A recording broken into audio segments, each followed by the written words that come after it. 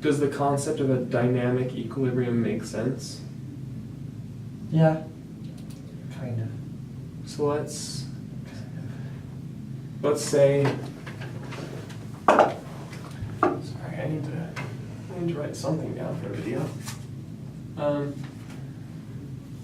Let's say you have a glass full of water, okay? And you're pouring in salt.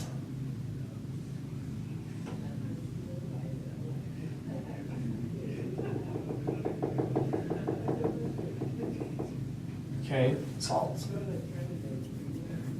And it even comes in a bottle that has salt written upside down, so when you pour it, you can read what you're pouring in. So, you're pouring in salt, and does table salt, is it soluble? Yes. NaCl? Yes. NaCl is soluble, yeah. It'll split apart into sodium and chloride ions. Yes. But have you guys talked about saturation? I don't think so. Okay. So there's a point at which there's just too many ions, too many sodium and chloride ions in the water, and it can't hold anymore. Like, if you just dumped in table salt for the first little bit, it's just going to dissolve.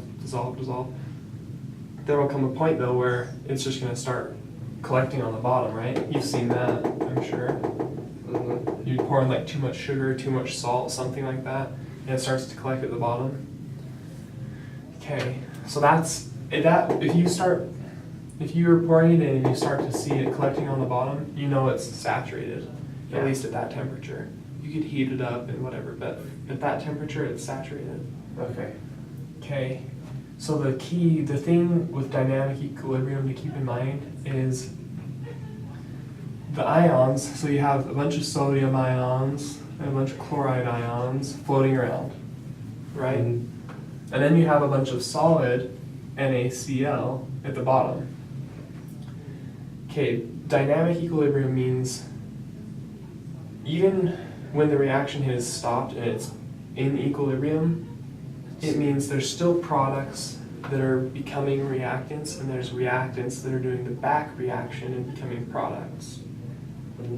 So wouldn't forward be reactants to products, and backwards be products to reactants? Did I say that backwards? I think so. Oh, okay. Then yes. So forward reaction is reactants going to products, and the back reaction is products going to reactants. Yeah. Sorry if I said that backwards.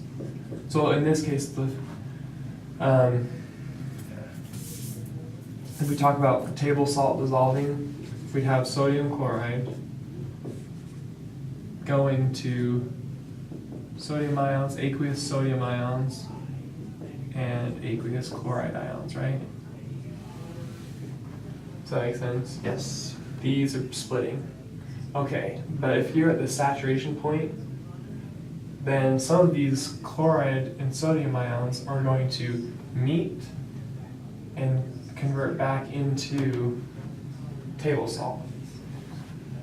And the thing to remember is it's not these solid, the ones that are still in their NaCl, crystals. It doesn't mean they just sit there at the bottom of the container forever and ever and ever.